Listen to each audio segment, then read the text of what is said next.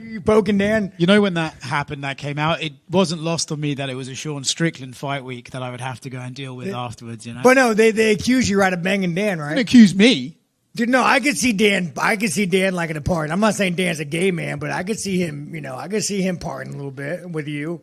Maybe getting a little bit too loose, waking up in one little sore butthole. So it was a fantastic win for you here in Houston. Congratulations on that. Were you surprised, you asked for this fight to get the wrestling on display, and it felt like he didn't really come to wrestle. Were you? I just think when he shot on me a few times, he's like, oh, maybe Sean knows how to grapple. It was actually kind of funny when he fought Roman Dolidze. His corner, there's a middleweight. What's his name? Loader? What's his name? Come on, you guys know this shit. This fucking man knows it. You're dressing like a professional. You guys all need to take notes from this motherfucker, dude. You're out here looking like a gay ass pirate, Dan Hooker semen in your asshole, and you're over here. Yeah, you don't even know who the fuck this guy is. Anyways, Dan, I like Dan, but dude, Dan parties with fucking Izzy, dude. Are you sure it wasn't Izzy? Pretty sure. Okay, just checking. Anyways.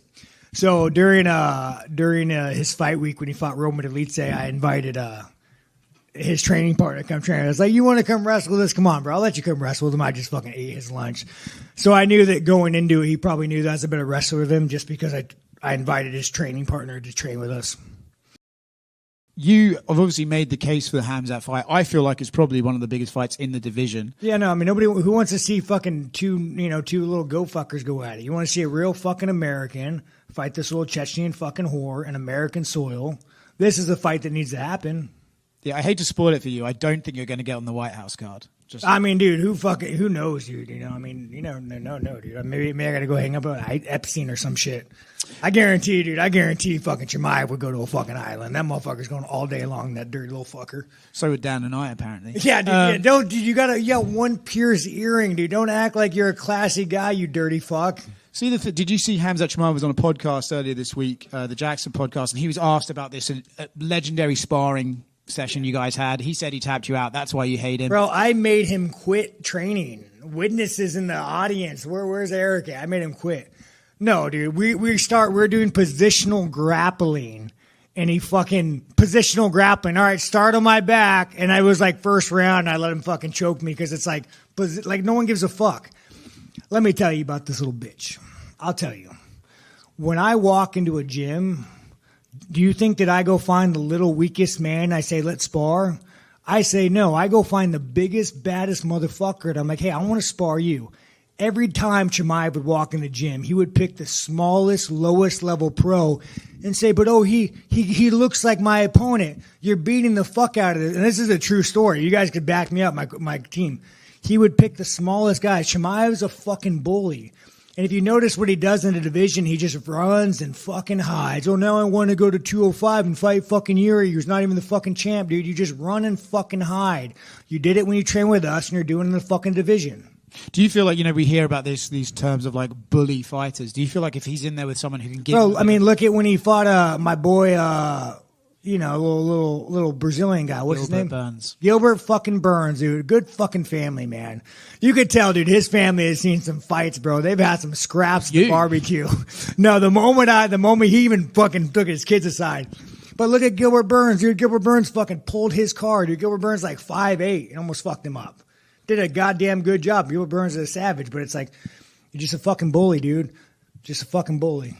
Congrats on the win. This was a really big win, man. Congrats. Yeah, no, I got you. We're going to ask some stupid questions. Go. Come on, Amy. Let's talk about the gays. Let's talk about the trans. Come on, Amy. I have a serious question. Let's get fucking Paramount to call me and bitch at me. Hey, you took it there. I asked about. Nah, sorry. I'll make fun of gays any chance I get, guys. Don't worry about that. I'm not going to. I support your lifestyle. Well, I'm not gay. You're not gay, seriously? No. I'm just fucking with you. No, hey, don't you laugh, dude, you Navy veteran. Hey, you're in the Navy, bro. Relax. We know about you guys. So I was curious. In the first round, it looked like Fluffy was talking to you in the middle of the fight. Was that? Yeah, no, I think Fluffy had some hate going into it. I think he after the fight, dude, he came up to me and he was like, "Hey, when you flipped off my daughter." And I was like, "Dude, what are you talking about? Like, I didn't flip off your daughter. I didn't even, what the fuck you talking about? She was in the crowd and she thinks you flipped her out like Fluffy." There was hundreds of fucking people in the crowd booing me. Do you think that I looked at a little girl and flipped her off? No, I wouldn't do that, dude. I'm apologizing to him because here I am her kid just watched me beat up her dad thinking I'm this racist fucking skinhead. I'm like, dude, I feel like a piece of shit now, Fluffy. Thank you. Thank you for letting me win this fight. Now making me feel like a piece of shit, dude. So once I get done, I got to fucking call Fluffy and make a fucking apology to his kid now because I feel like a piece of shit. Did you like the fact that they were booing you a little bit? Nah, I don't give a fuck, dude. You know, it's actually kind of funny. Everybody, my whole corner's putting their head down. So if you notice, usually when I go into a fight, I'm fucking locked in, dog. I'm looking at this motherfucker. I'm like, I'm going to fuck you up. He's looking at me. And then I noticed in the corner of my eye. Because you need some hate when you fight, right? Like, you just can't go in there and, like, you gotta come from a place of hate just a little bit. And I noticed in the corner of my eye, Jim West. That motherfucker's looking at me, and I look at Jim West. You'll see, if you look at the fight, I, like, veer off. I'm looking at Jim West. And I kept thinking, there's no fucking way I'm going to let this fucking predator beat me and have a fucking victory over me, right? Like, so my motivation was thinking about, like, Jim West. I fucking hate that guy. Like, no, it's crazy. Like, and I love Fluffy. He's a stand-up guy.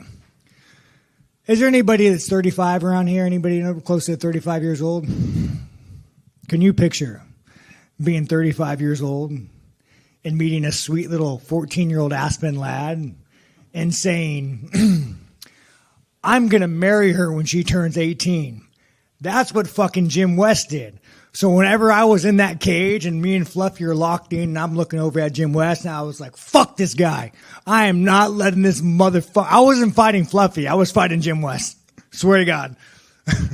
To be clear, I did not bait you to say that, correct? Oh, yeah, you baited the fuck. But it was good. You made it interesting. I mean, these motherfuckers are so boring in this sport. Like, these guys have no personality.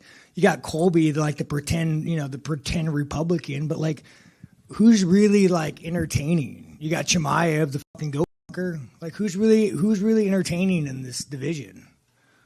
Nobody. So, oh, that's a wrap. Anyways, wait, I got one for Smo. It ain't a rap, dog. Relax, UFC motherfucker. What's up, Smo? I gotta ask you this: you stopped the guy with the 8-fight win streak. Do you feel like Sean Strickland did enough to get the next title shot in the middleweight division? Yes, I fucking did. I don't think this thing works. I'll stand up. Yes, Judge, did enough. Listen.